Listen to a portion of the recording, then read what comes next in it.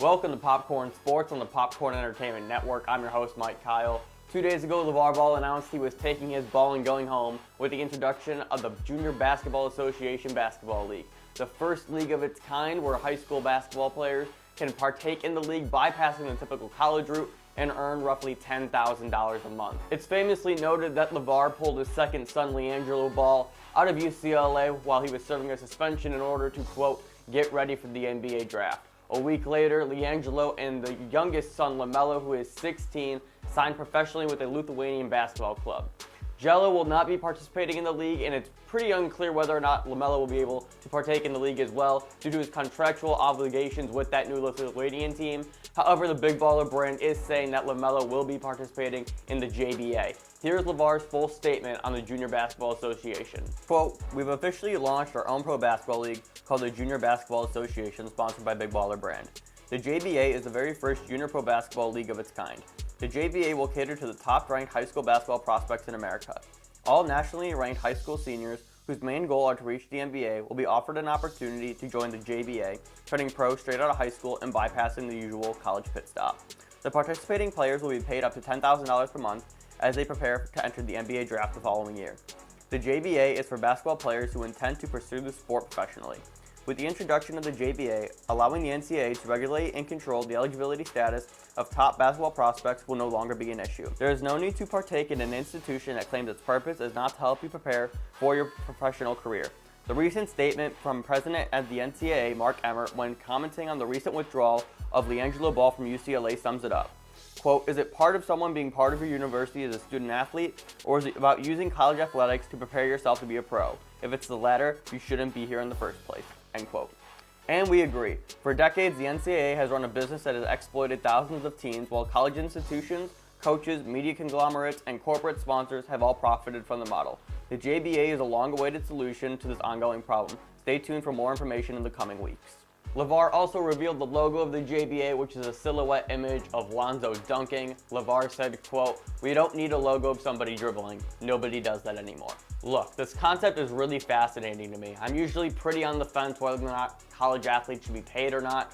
I tend to lean more on no, they shouldn't. However, I do acknowledge that the NBA one and done rule is absolute nonsense. However, there are a lot of misconceived notions about the NBA's one and done rule. A lot of people seem to think that you have to play in college, when in reality you don't. In fact, you don't have to play at all.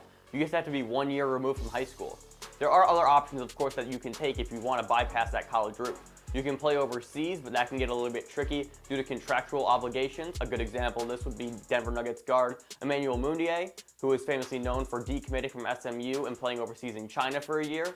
Or if you don't want to play overseas, you can actually enter the NBA G League. If you guys don't know what the NBA G League is like the minor league system for the NBA. A lot of people don't know this, but you can actually go straight to the NBA G League and bypass the college system entirely. It's one of the best well-kept secrets in the NBA. The NBA G League website reads, quote, if a player from high school, college, or overseas enters the NBA G League without ever declaring for the NBA draft, he will join the waiver pool. That player remains NBA draft eligible, but is not eligible to be called up to the NBA.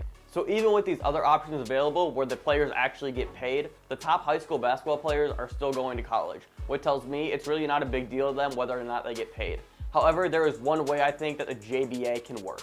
If Lavar was smart, he would run this identical to the AAU circuit right now. Lavar is already on record of saying that he wants 8 teams with 10 players each, creating a pool of 80 players. For those who don't know, the AAU stands for the Amateur Athletic Union. They create events and tournaments for independently organized basketball teams for the summer. If you guys are familiar with high-end travel baseball teams, it's identical to that. The basketball AAU circuit is at its peak right now, with tournaments hosted weekly across the country and even NBA players getting involved in forming their own teams. Unfortunately, the last year of eligibility for players is their summer going into their senior year of high school. So if Lavar could capitalize off this format and use field houses, sports complexes, or high school gyms, this could be a success. Over the summer, Zion Williamson, who is the number 2 overall prospect in the 2018 class, faced off against LaMelo's AAU team in a game that was streamable online. Over 80,000 people tuned into that game. Let me repeat that. 80,000 people tuned into a game filled with a bunch of high schoolers. Oh, and sitting courtside happened to be Jamal Murray, Damian Lillard, and Andrew Wiggins. Talk about cool. The potential is there, but the biggest problem is getting these highly touted high school stars to play in the JBA. Because once you go pro, and this is a professional league, you cannot redeem your amateur status and go back to the NCAA. So this is a final decision. There are other problems, of course, as well, such as travel, player expenses, and just general accommodations. However, those are more fixable with sponsorships, ad revenue, among other means. I love this idea if we're being honest. It benefits everybody involved if you look at it from a macro level, because this allows for the best players in the country to continue playing against the best on a smaller scale. So you wouldn't have Kansas beating up on Cuyahoga College, for example, 100-40, where nobody gets better. And it would in fact benefit the colleges because you have the players who actually want to stay in school. And so you would have players staying for 3 or 4 years, developing programs and putting programs on the map. It gets everybody involved and it makes each program and each aspect better. So what are your thoughts on this JBA league and Lavar starting his own? Do you think it'll be good or bad for basketball? Let us know in the comments section down below. Thank you guys so much for watching. If you guys enjoyed, be sure to leave a like and actually share this video with a friend as well if you enjoyed it that much. And be sure to hit that red subscribe button down below so you guys never miss a video from us. Also follow us on Twitter at PopcornENTNet and check out our website popcornent.com for all the latest news across your favorite areas of interest. Thank you guys so much for watching. I am Mike Kyle. I am out. Peace.